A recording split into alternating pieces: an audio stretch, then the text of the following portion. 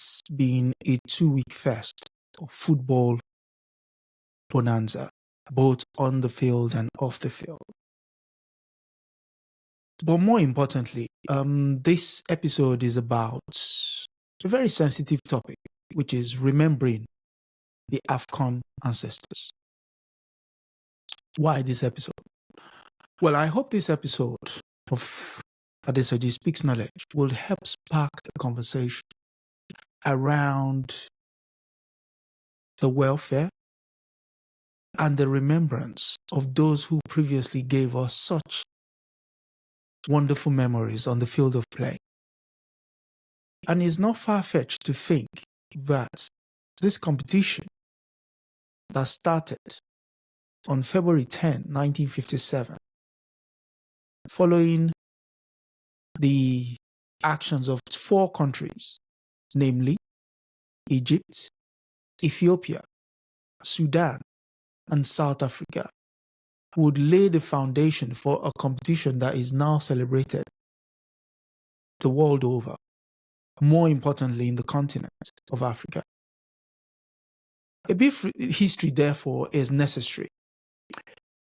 AFCON is a biennial competition which brings together the talents and, shall we say, the exuberance of fans on the stands, or in the stands, shall I say. Again, started the 10th of February 1957 in Sudan. Of the 4 pioneering members, only 3 took part in the inaugural competition, the 3 being Egypt, Ethiopia, and Sudan. For South Africa will be barred from joining the first because they refuse, in line with the apartheid policy of sending a multiracial team to the competition.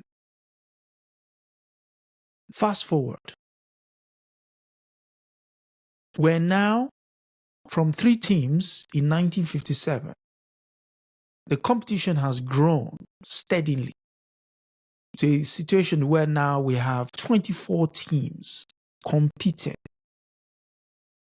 in the competition. 24 teams, 24 different styles, 24 different fans. And every time these players take the field of play, we're not but enamored about what they bring to the football pitch. Because not only do they bring an exuberance, they also bring, how shall I put it? They also bring something unique to their area that is the region within the continent. If a team in West Africa turns up, the flair is there.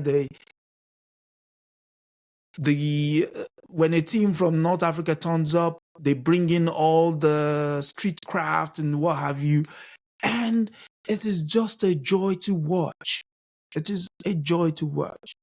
So this episode particularly is about highlighting some of those players who have given us those memories.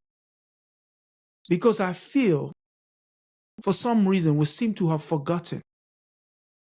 And I can't possibly put it down to the reason why we will do so. I know it's not a lack of pride in African footballing history. I am, however, thinking along the lines of our lack of record keeping. Because in researching for this particular program, I struggle to find tapes of what has gone before in order to record the antics of these players.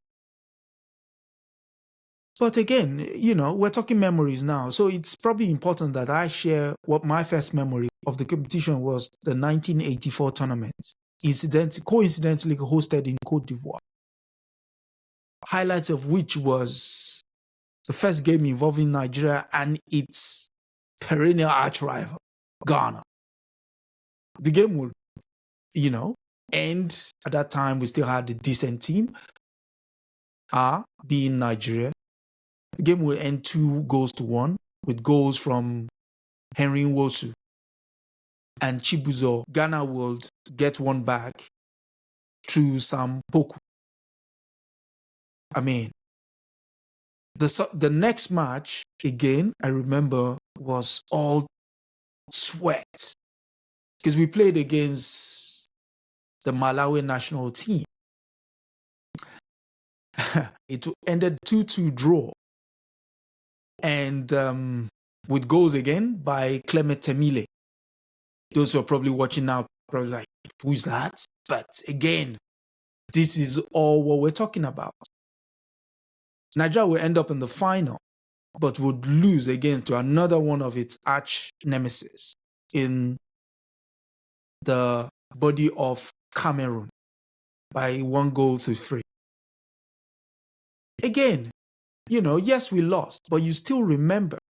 Speaking of memories, my best tournaments, in my opinion, that is, remains Morocco 88.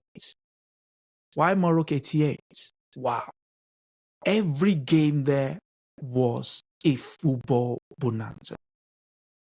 Being a 1-1 draw between Côte d'Ivoire and Zaire, with goals from Abdoulaye Traoré and the bullet shot from Kabongo Ngoe. Or the first group game between Nigeria and Cameroon, which ended in a 1-1 draw, especially with the bullet goal from Sam Okwaraji, one of the ancestors we shall highlight in the course of this program. And then, how can I possibly forget that crazy semi-final between Nigeria and Algeria?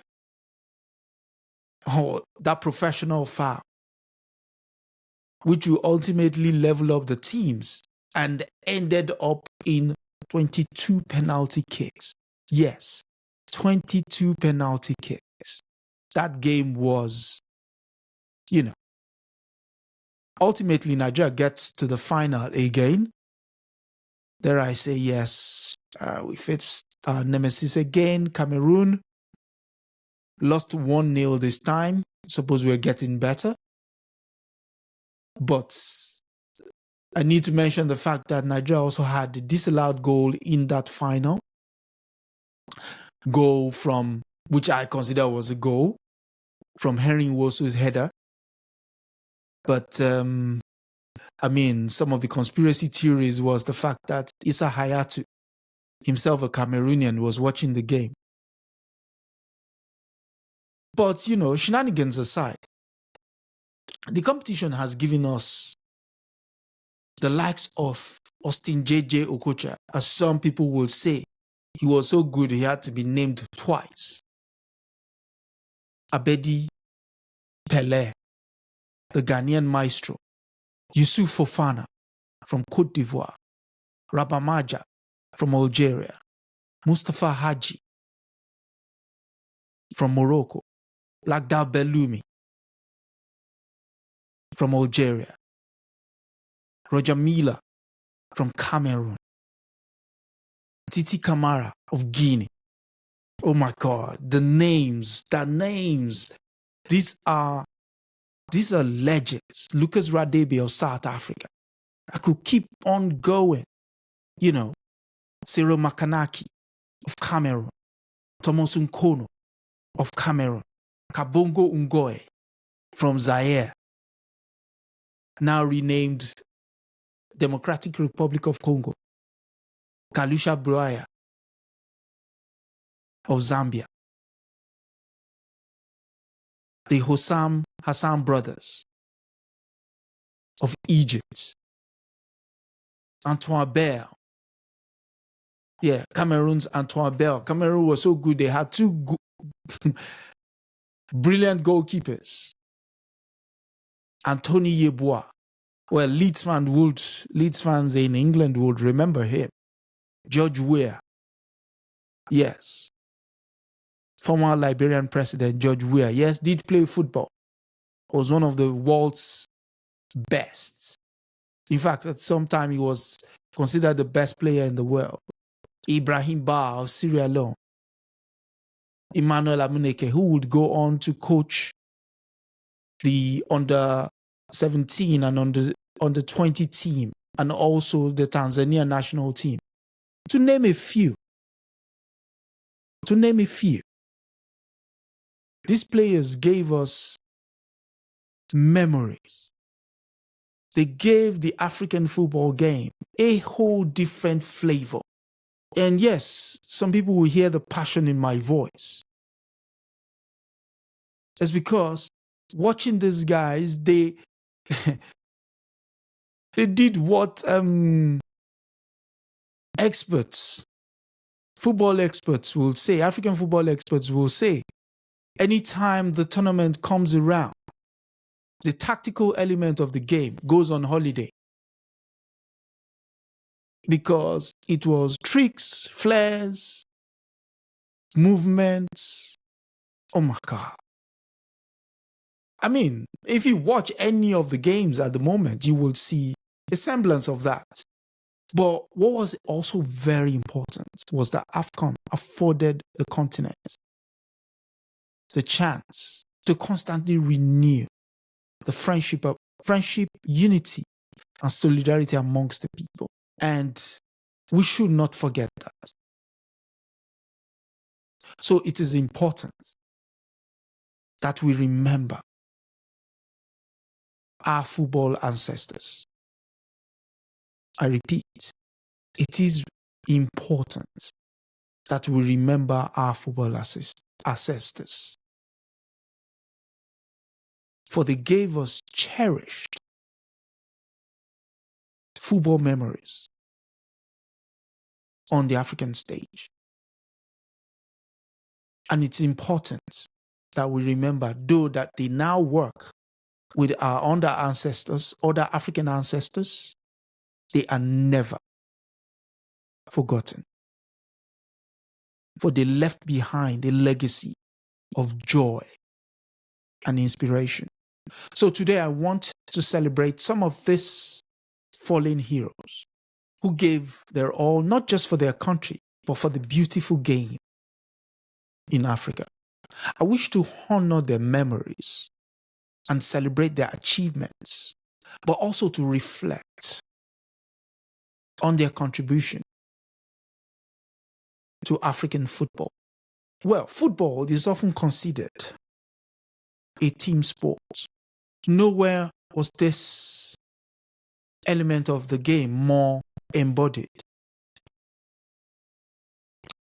The unfortunate tragedy that happened, heartbreaking tragedy that is, in the history of African football, with the 1993 airplane crash of the entire Zambian national team.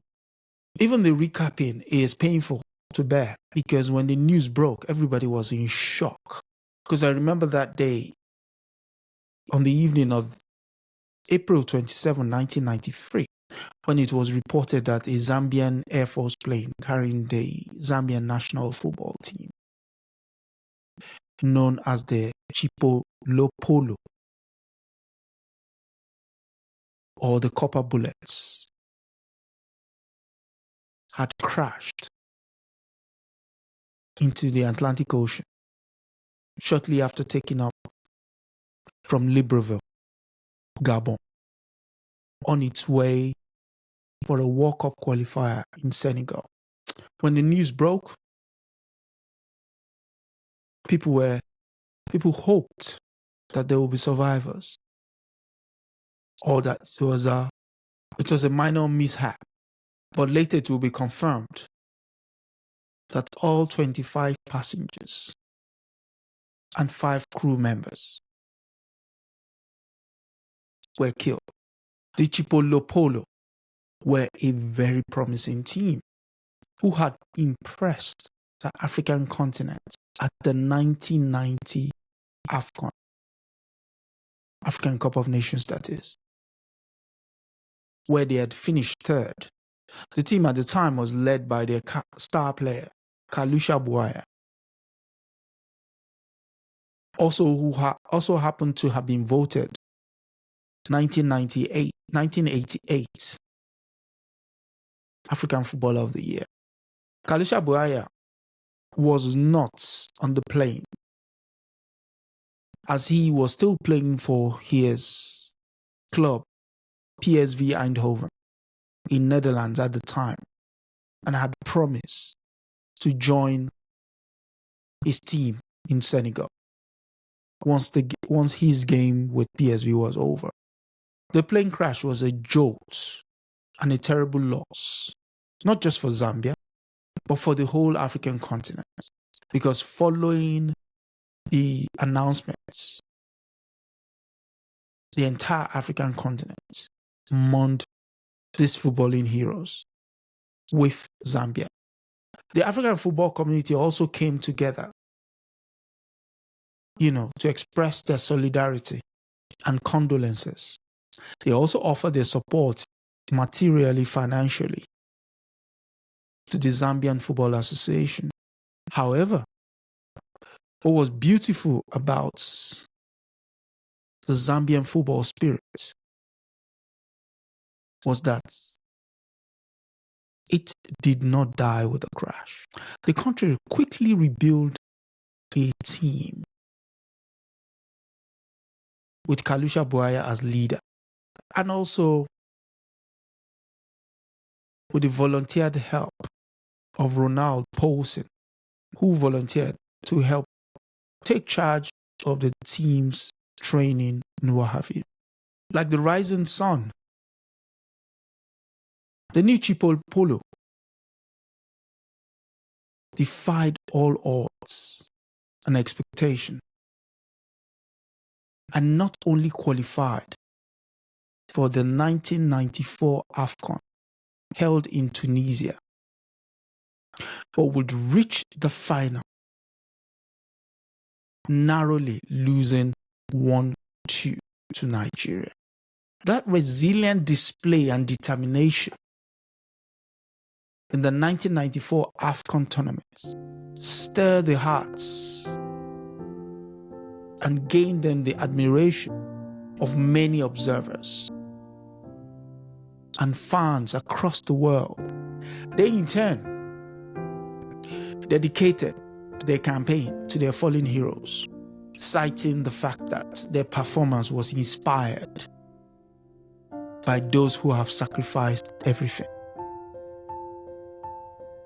Again, football in Africa would show itself not to be just about what was happening on the pitch, but more importantly,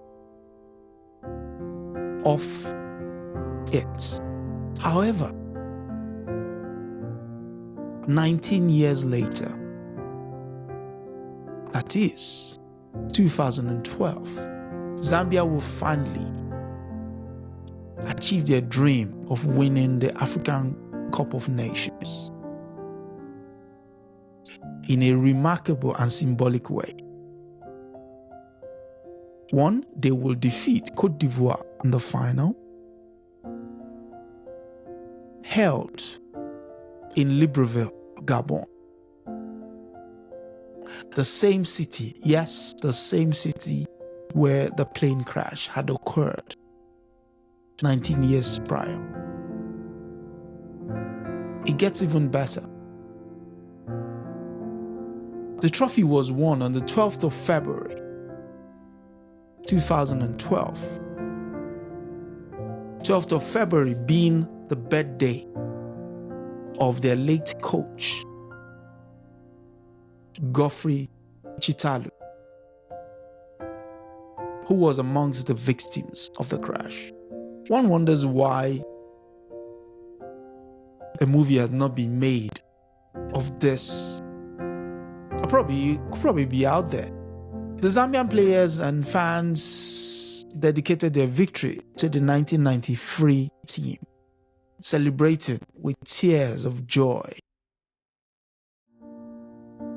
He will also visit the crash sites to lay wreaths and pray for the souls of their departed comrades. Again, as we say, as the day rises, the sun also sets. The victory in Gabon represents the sunsets, a moment of closure and redemption for Zambian football,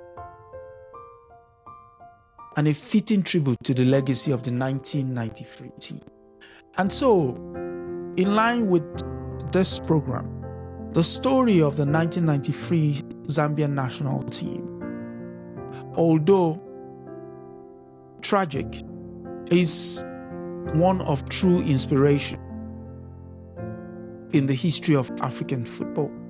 It teaches us to cherish our loved ones and to always honor the memories of those who have gone before. May their soul rest in perfect peace. It is in this spirit of remembrance that I also wish to speak out the names of the following footballing giants and to say Adukwe, thank you in Yoruba. The names should echo in history. Let's begin. Mark Vivian Foy, Albert Ebois, Chik Tieto, Stephen Keshi, Samuel Okwaraji, Mudashiru Lawal, Lauren Poku, Joshua Nsofa, Uche Okafo, Papa Buba Diop, Salif Keita, Thomas Oliha, Nabilaye Kamara, George Weah, Thompson Oliha, Tilofio Abega, Jules Bokande, Ben Idrissa Deme, Raphael Duamena, and last but not the least, Rashid Yakini. What I would ask everyone to do is also to add more names to the list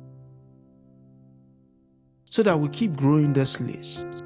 Again, may their souls rest in perfect peace and may their legacy continue to live on. Hopefully, this conversation of celebrating,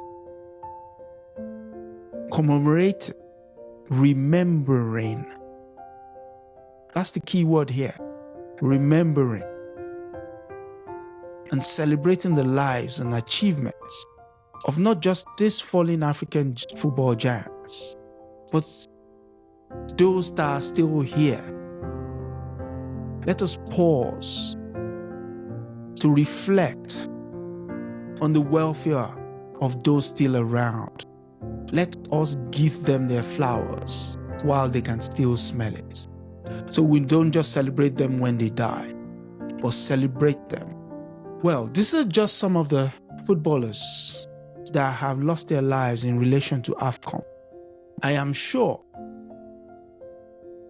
there are many more who have died due to accidents, illness,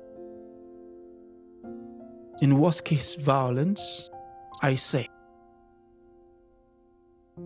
they are all remembered and honored by the African football family, and their contribution to the beautiful game in Africa are never forgotten.